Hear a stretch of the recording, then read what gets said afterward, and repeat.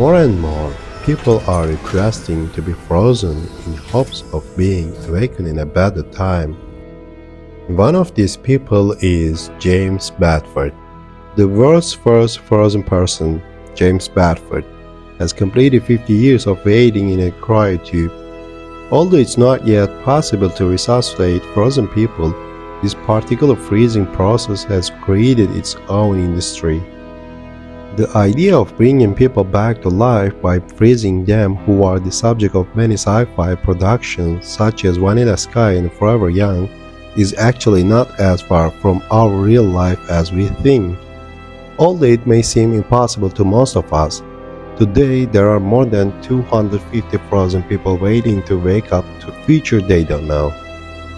In the 1960s, a group of scientists stepped up to experiment with the Freezing People project.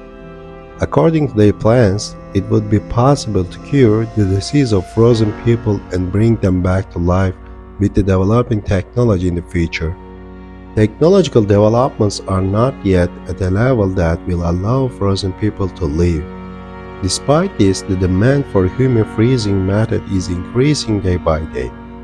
More than 1,500 people who are hopeful of technological developments have signed a contract to be frozen after their death. The idea of preserving people by freezing was first put into practice on January 12, 1967. When James Bedford stored them in a cryotube resistant to low temperatures. James Bedford, a psychology professor at the University of California, has been diagnosed with an incurable form of kidney cancer.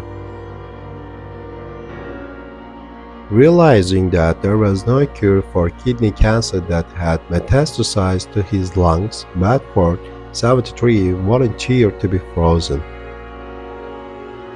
Bedford was frozen a few hours after he died of cancer on January 12, 1967, under the supervision of cryobiologist Robert Prihoda, biophysicist Dante Bruno, and California Life Freezing Society President Robert Nelson.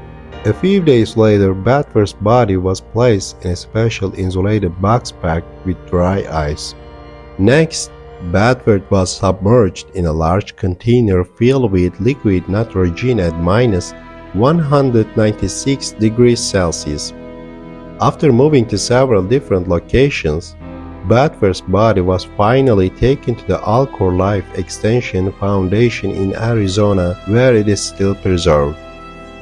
Similar techniques are used at Alcor and other freezing establishments. The blood of people who are brought to these institutions after death is drained from their veins. Then, these people's bodies are filled with antifreeze and a chemical mixture that protects their organs. After this process, the bodies are placed in tubes with liquid nitrogen at minus 196 degrees. Bedford is officially presumed dead, but it is medically known that he is not completely dead. His organs have been preserved intact in the cryotube for 50 years. Some scientists suggest that freezing methods have improved since Bedford's freezing. Now, some of them are working on recovering the stored memories of individuals and transferring them to a robot system rather than bringing frozen human bodies back to life. Also, some scientists think that it is possible to bring these people back to life. British medical professor Barry Filler states that, although it is still a distant dream to bring frozen people back to life, this method may be particularly useful for the preservation of organs in cryotubes and for use in organ transplants. So, what do you think about this subject?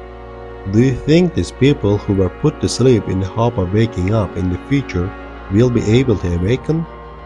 State your thoughts in the comments.